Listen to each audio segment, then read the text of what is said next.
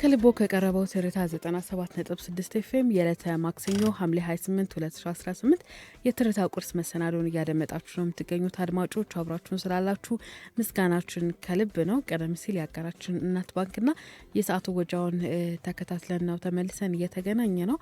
አሁን ደግሞ ሰዓቱ ከሀገር ውስጥና ከባህር ማዶ የተመራረጡ ዜናዎችን ለእናንተ የምናጋራበት ነው። ሀገራዊ ጉዳዮችን በቀዳሚነት እንመለከታለን። ኢትዮጵያ በአንድ ጀንበር 805.3 ሚሊዮን ችግኞች በመትከል አዲስ ደማቅ ክብረ ወሰን አስመዝግባለች ሲሉ ጠቅላይ ሚኒስትር ዶክተር አብይ አህመድ ተናግረዋል። ጠቅላይ ሚኒስትሩ ይህንን ያሉት ከመረጃ ማዕከል የማጠቃለያ መልእክት ባስተላለፉበት ነው። ኢትዮጵያ በአንድ ጀንበር 800 ሚሊዮን ችግኞችን ለመትከል አቅዳ 805.3 ሚሊዮን በላይ ችግኞችን በመትከል ታላቁን ሀገራዊ ዕቅድ በላቀ ስኬትና በታላቅ ድምቀት አሳክታለች ብለዋል። ኢትዮጵያ ከራሷ አልፋ ለመላው አፍሪካ ታላቅ ምሳሌ መሆን መቻሏንም ጠቅላይ ሚኒስትሩ ጠቁመዋል። በችግኝ ተከላ ንቅናቄ 26.2 ሚሊዮን ዜጎች በመሳተፋቸውም ጠቅሰዋል። ኢትዮጵያውያን ላሳዩት ርብርብና ቁርጠኝነት አድናቆታቸውንም ገልጸው በመርሃ ግብሩ 291.4 ሺህ ሄክታር መሬት በችግኝ ተከላው መሸፈኑንም አክለዋል።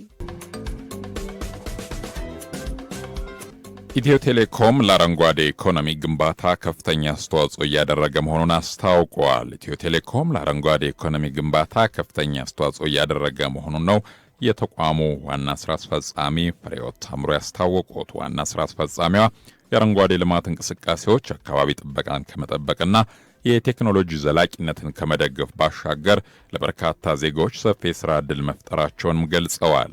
ዋና ስራ አስፈጻሚዋ ይህንን ያሉት ከተቋሙ አመራሮችና ሰራተኞች ጋር በአንድ ጀንበር የችግኞችን ተከላ መርሃ ግብር አረንጓዴ አሻራቸውን ባስቀመጡበት ነው። የአረንጓዴ አሻራና የአረንጓዴ ኢኮኖሚ ግንባታ የአካባቢን ደህንነት የሚያረጋግጥ ለቴክኖሎጂ ዘላቂነት መሰረት የሚጥልና ለዜጎች የሥራ ዕድል የፈጠረ ነው ብለዋል። ኢትዮ ቴሌኮም በ18 ቅርንጫፎቹ ባለፉት 7 ዓመታት በ889 ቦታዎች 4.6 ሚሊዮን ችግኞችን መትከሉን ጠቅሰው 82.7 በመቶ ያህሉ መጽደቃቸውን አስታውቀዋል። ለዚህም ማስፈጸሚያ ከ159 ሚሊዮን ብር በላይ መመደቡንም አንስተዋል። በተከናወኑ የተከላ የእንክብካቤና የክትትል ስራዎች ከ24 ሺህ በላይ ለሚሆኑ ዜጎች የስራ ዕድል መፍጠሩንም ጠቅሰዋል። በዘንድሮ መርሃ ግብርም ተጨማሪ 2000 ዜጎች የስራ ዕድል ማግኘታቸውን ዋና ስራ አስፈጻሚዋ ፍሬሕይወት ታምሩ መናገራቸውን የኢትዮጵያ ፕሬስ ድርጅት ነው በዘገባው ያመላክተው። ኢትዮ ቴሌኮም በገጠር አካባቢዎች የፀሐይ ኃይል አጠቃቀምን በማስፋፋት የሶላር አቅሙን ወደ 39.7 ሜጋዋት በማሳደግ ለአረንጓዴ ኢኮኖሚ ግንባታ ከፍተኛ አስተዋጽኦ እያደረገ መሆኑንም ጠቁሟል። ተቋሙ የአየር ንብረት ለውጥን ለመከላከል አካባቢን በመጠበቅና አረንጓዴ ኢኮኖሚን በመገንባት ረገድ የማህበራዊና አካባቢያዊ ኃላፊነቱን አጠናክሮ እንደሚቀጥልም አረጋግጠዋል። ከውጭ ምንጮች ወዳገኘናቸው ዘገባዎች ስናልፍ በቅድሚያም ከአፍሪካ የቪክቶሪያ ሐይቅ የተወጠነው አዲስ ቴክኖሎጂ የአሳ ጉዳትን በእጅጉ መቀነሱ ተገልጿል። በኬንያ ኪሱሙ ካውንቲ ዱንጋ የባህር ዳርቻ ከ300 በላይ የአሳ አርቢዎች በተንቀሳቃሽ ስልካቸው የውሃ ኦክሲጅን መጠን ያለበትን ደረጃ የሚያሳውቅ መልእክት በደረሳቸው በሰዓታት ውስጥ ከ450 በላይ የአሳ ማርቢያ ገንዳዎችን ወደ ጥልቅና በኦክሲጅን የበለጸጉ የሐይቁ ክፍሎች በማዘዋወር ከከፍተኛ ጉዳት መታደጋቸው ተነግረዋል። እንደ ዘገባው ከሆነ በ2024ና 2025 በሐይቁ ውስጥ በተደጋጋሚ በተከሰተ የኦክሲጅን እጥረት ምክንያት ወደ $1 ሚሊዮን የሚጠጋ የአሳ ሀብት ጉዳት ደርሶ እንደነበር ያወሳው የአፍሪካ ኒውስ ዘገባ ችግሩ የሚከሰተው በብክለት በአየር ንብረት ለውጥና ያለ ልክ በተስፋፋ የአሳ እርባታ እንቅስቃሴ ምክንያት ነው መባሉንም አስነብቧል። እንደ ባለሙያዎች ጥቆማ የቅድመ ማስጠንቀቂያ ቴክኖሎጂው አርቢዎች አደጋው ሳይከሰት ቀድመው እርምጃ እንዲወስዱ በማስቻሉ የአሳ እርባታን የበለጠ ዘላቂና ውጤታማ ለማድረግ ከፍተኛ አስተዋጽኦ እያበረከተ መሆኑ ነው በዘገባው ላይ የተመላከተው። በመጨረሻም የአውሮፓ ኮሚሽን ፕሬዝዳንት የአውሮፓ አገራት የድንበር ጥበቃቸውን እንዲያጠናክሩ ጠይቀዋል። ከሞሮኮ ወደ ስፔን በአንድ ቀን ውስጥ 60 ሺህ ስደተኞች መግባታቸውን ተከትሎ የአውሮፓ ሀገራት የድንበር ጥበቃቸውን እንዲያጠናክሩ የአውሮፓ ኮሚሽን ፕሬዝዳንት ኡርሱላ ቮን ደር ላይን ጠይቀዋል። ስደተኞቹ በአጭር ጊዜ ወደ ስፔኗ ሱታ ከተማ ከገቡ በኋላ አብዛኞቹ ወደ ሞሮኮ እንዲመለሱ ቢደረግም ፕሬዝዳንቷ ለስፔን ጠቅላይ ሚኒስትር ፔድሮ ሳንቼዝ በጻፉት ደብዳቤ እውነት ጠንካራ የድንበር ጥበቃ እንደሚያስፈልገን ያሳያል ብለዋል። ፕሬዚዳንቷ የስፔን መንግስት 500 ሜትር ተስፋፊ ስደተኞች እንዳይገቡ መከላከያን ጭምር መዘርጋትን ያካተተ ፈጣን ምላሽ መስጠቱንም አድንቀዋል። ወደ ስፔኗ ከተማ ለመግባት ጥረት ካደረጉ ስደተኞች 88 ያህሉ ሕይወት ማለፉን የከተማዋ መረጃ ያሳያል። ይህንኑ ሁነት በአውሮፓ ስደተኞችን የተመለከቱ ፖሊሶችና የድንበር ጥበቃዎች እንዲጠናከሩ ለሚሞግቱ ምቹ ሁኔታን ፈጥሮላቸዋል። ከ27 የአውሮፓ ህብረት አባል ሀገራት 22ቱ የድንበር ጥበቃን ለማጠናከር አስቸኳይ ጉባኤ እንዲከናወንም ጥሪ አድርገዋል። የአውሮፓ ህብረትም አስቸኳይ ጉባኤ መጥራቱን ዘጋርዲያን ነው የዘገበው።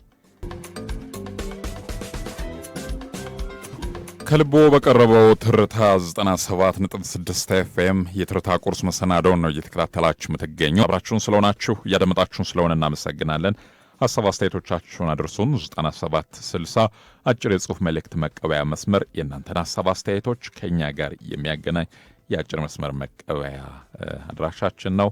የስቱዲዮ የቀጥታ የስልክ መስመሮቻችንን በድጋሚ ላስታውሳችሁ 0116ን እያስቀደማችሁ 68 46 22 እንዲሁም 66 35 82 ላይ ደውሉልን፣ ታገኙናላችሁ። ይህን ሰዓት አጋር በመሆን አብረውን እየሰሩ የሚገኙ ተቋማት አሉ። ማን እንደ እናት የሚለው እናት ባንክ የዚህ ሰዓት አጋራችን ነው። ትምህርት ቤቶች ዘርፈ ብዙ አገልግሎቶችን በአንድ ላይ የሚያገኙበትን እናት መላ ወይም ዩኒካሽ የተሰኘ የትምህርት ቤት ክፍያ ስርዓት ይዞላችሁ መጥቷል። በዚህ ክፍያ ስርዓት አብረውን እየሰሩ የሚገኙ ትምህርት ቤቶች ሁሉ ስራቸውን በቀላሉ በማከናወን ስኬታማ እንዲሆኑ አስችሏል ይላል። እናት መላ የክፍያ ስርዓትን ሲጠቀሙ የትምህርት ክፍያን በቀላሉ ለመፈጸም፣ ተማሪዎችን ለመመዝገብ፣ የተማሪዎችን መረጃ ለማስተዳደር፣ ከተማሪ ወላጆች ጋር ያለውን ግንኙነት ይበልጥ ለማሻሻል፣ የፋይናንስ ሪፖርት ለማዘጋጀት እንዲሁም የጉዞና የመጽሐፍ ግዥ ክፍያዎችን ለመክፈል የሚያስችል ዘመናዊ የአሰራር ስርዓት ነው።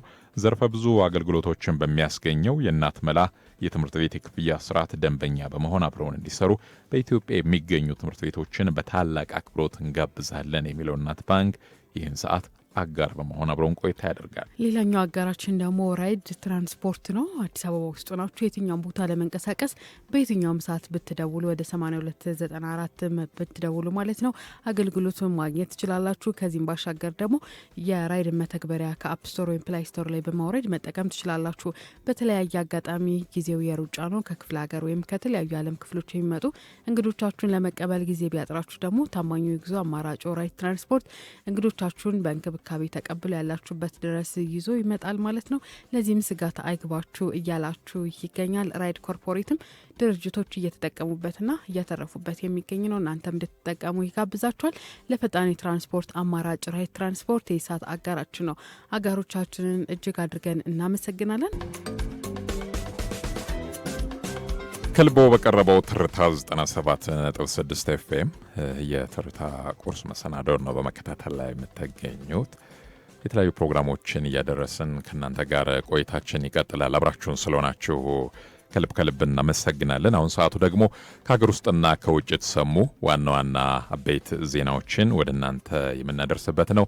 የሀገር ውስጥ ጉዳዮችን በማስቀደም እንጀምራለን። ምሁራን ለተመካካሪዎች ገለጻ ማድረጋቸውን የሀገራዊ ምክክር ኮሚሽን አስታወቀ። በሀገራዊ ምክክር ጉባኤ የምሁራን ስብሰባ በ500 አባላት ለተደራጁ 8 የአጀንዳ ቡድኖች ገለጻዎችን ማድረጋቸውን የሀገራዊ ምክክር ኮሚሽን ነው ያስታወቀው። ኮሚሽኑ በይፋዊ ገጹ እንዳስታወቀ ከሆነ ምሁራኑ ባለፉት ቀናት በተደረጉት የምክክር ሂደቶች በተነሱ ጽንሰ ሀሳቦች፣ ግልጽ ባልሆኑ ጉዳዮችና ጽንፍ በያዙ አስተሳሰቦች ዙሪያ ገለጻ በማድረግ ሀሳቦች እንዲፍታቱም አድርገዋል። የስልታይ ቡድን የአጀንዳ ሀሳቦችን በቃለ ጉባኤ የሚያጠናክሩ የባለ 25 አባላት አጠናካሪ ቡድኖችም የቀረቡ ሳይንሳዊ ማብራሪያዎችንና ገለጻዎችን ተከትሎ ያጠናከሩትን ሀሳብ እንደገና ዳብረው 500 አባላት ላሏቸው 8 ቡድኖች የሚቀርበውን ቃለ ጉባኤ በድጋሚ ማደራጀታቸውም ተጠቁሟል። በአየር ንብረት ለውጥ መቋቋም ዘርፍ ፈርቀዳጅ ለመሆን እየሰራው ነው ሲል የኢትዮጵያ ልማት ባንክ አስታወቀ። የኢትዮጵያ ልማት ባንክ በአየር ንብረት ለውጥ መቋቋም ዘርፍ ፈርቀዳጅ እንዲሆን እየሰራ መሆኑን የባንኩ የቦርድ ሰብሳቢ ዶክተር ብሩክ ታዬ ናቸው የተናገሩት። መንግስት የአየር ንብረት ለውጥን ለመቋቋምና ዘላቂ ልማትን ለማረጋገጥ የአረንጓዴ ኢኮኖሚ ስትራቴጂን ቀርጾ እየተከበረ ነውም ብለዋል። ዶክተር ብሩክ የአረንጓዴ አሻራ መርሃ ግብር አንደኛው ዘርፍ መሆኑንም ጠቁመዋል። አረንጓዴ አሻራ የመንግስት ፖሊሲ ነው ያሉት ዶክተር ብሩክ ልማት ባንክ ብቸኛው የፖሊሲ ባንክ መሆኑን በማስታወስ በዘርፉ ባንኩ ፈርቀዳጅ እንዲሆን ሪፎርም እየተሰራ መሆኑን ገልጸዋል። ሪፎርሙ ከአካባቢ ጥበቃ፣ ከታዳሽ ኃይል መሰረተ ልማት፣ ከአየር ንብረት ፈንዶችና ተያያዥ የዘርፉ እሳቤዎች አንጻር የተቃኘ ነው። የኢትዮጵያ ልማት ባንክ በዘርፉ ፈርቀዳጅ ባንክ እንዲሆን የሪፎርም ዝግጅቱ በጥሩ ሁኔታ እየተካሄደ እንደሆነ የባንኩ የቦርድ ሰብሳቢና የኢትዮጵያ ኢንቨስትመንት ሆልዲንግስ ዋና ስራ አስፈጻሚ ዶክተር ብሩክ ታዬ መናገራቸውን የባንኩ መረጃ ያሳያል። ከውጭ ምንጮች ወዳገኘናቸው ዘገባዎች ስናልፍ በቅድሚያም ከአፍሪካ የቪክቶሪያ ሐይቅ ላይ የተወጠነው አዲስ ቴክኖሎጂ የአሳ ጉዳትን በእጅጉ መቀነሱን የተገለጸው በኬንያ ኪሱሙ ካውንቲ ዱንጋ የባህር ዳርቻ ከ300 በላይ የአሳ አርቢዎች በተንቀሳቃሽ ስልካቸው የውሃ የኦክሲጅን መጠን ያለበትን ደረጃ የሚያሳውቅ መልእክት በደረሳቸው በሰዓታት ውስጥ ከ450 በላይ የአሳ ማርቢያ ገንዳዎችን ወደ ጥልቅና በኦክሲጅን የበለጸጉ የሐይቁ ክፍሎች በማዘዋወር ከከፍተኛ ጉዳት መታደጋቸው ነው የተነገረው። እንደ ዘገባው በ2024 እና 2025 በሐይቁ ውስጥ በተደጋጋሚ በተከሰተ የኦክሲጅን እጥረት ምክንያት ወደ $1 ሚሊዮን የሚጠጋ የአሳ ሀብት ጉዳት ደርሶ እንደነበር ያወሳው የአፍሪካ ኒውስ ዘገባ ችግሩ የሚከሰተው በብክለት፣ በአየር ንብረት ለውጥና ያለ ልክ በተስፋፋ የአሳ እርባታ እንቅስቃሴ ምክንያት ነው መባሉንም አስነብቧል። እንደ ባለሙያዎቹ ጥቆማ የቅድመ ማስጠንቀቂያ ቴክኖሎጂው አርቢዎቹ አደጋው ሳይከሰት አስቀድመው እርምጃ እንዲወስዱ በማስቻሉ የአሳ እርባታን የበለጠ ዘላቂና ውጤታማ ለማድረግ ከፍተኛ አስተዋጽኦ እያበረከተ እንደሚገኝም በዘገባው ላይ ተመላክቷል። በመጨረሻም ኢራን የንግድ መርከቦች በሆርሙዝ ሰርጥ ስለሚያልፉበት ሁኔታ ከኦማን እየመከርኩ ነው ብላለች። ኢራን ከአሜሪካ ጋር ሳይሆን ከኦማን ጋር የንግድ መርከቦች በሆርሙዝ ሰርጥ ስለሚተላለፉበት ሁኔታ እየመከረች መሆኑን አስታውቃለች። ቴሄራን ይህንን ያለችው የአሜሪካ ፕሬዝዳንት ዶናልድ ትራምፕ ጦርነቱን ሙሉ ለሙሉ ለመቋጨት ድርድር ይጀመራል፣ ለዚህም ከፍተኛ ድብደባ በኢራን ላይ ይኖራል ማለታቸውን ተከትሎ ነው። ፕሬዝዳንቱ ከኢራን ባለስልጣናት ከማናቸው ጋር ድርድር እንደሚካሄድ ግን ያሉት ነገር የለም። ትራምፕ የኢራን አመራር ተአማኒ አልሆኑም ሲሉ በጠቆሙበት ከኢራን በኩል ከአሜሪካ ጋር የመደራደር እቅድ አለመኖሩ በቀጥታ የመደራደራቸውን ጉዳይ ጥርጣሬ ውስጥ ከቶታል። ከኦማን ጋር የንግድ መርከቦች በሆርሙዝ ሰርጥ ስለሚያልፉበት ሁኔታ ከኦማን እየመከርኩ ነው ያለችው ቴሄራን ሰርጡን በተደጋጋሚ መዝጋቷም ይታወቃል። የአሜሪካ ፕሬዚዳንት ትራምፕ በበኩላቸው ሰርጡ በዋሽንግተን ቁጥጥር ነው፣ ምንም አይነት መርከቡም ወደ ኢራን እንዲያልፍ አይፈቅድም ማለታቸውን ቢቢሲ ዘግቧል። አድማጮች አብራችሁን ስላላችሁ እጅግ አድርገን ነው የምናመሰግነው። ከልቦ ከቀረበው ትርታ 97.6 ኤፍኤም የዕለተ ማክሰኞ ሐምሌ 28 2018 የትርታ ቁርስ መሰናዶ ነው እያደመጣችሁ የምትገኙት። ቀናል በፍቅር ግዛቸውና ንጉሱ በሪሁን ከቴክኒክ ባለሙያው የላሰፋ ጋር በጋራ በመሆን አብረን ቆይታ አደረግን። ፕሮግራማችን ይህን ይመስል ነበር። አብራችሁን ስለቆያችሁ ከልብ አመሰገን። ቆይታ የሚያደርግ ይሆናል። እኛ በዚሁ ተሰናበትን። መልካም ቀን ይሆንላችሁ።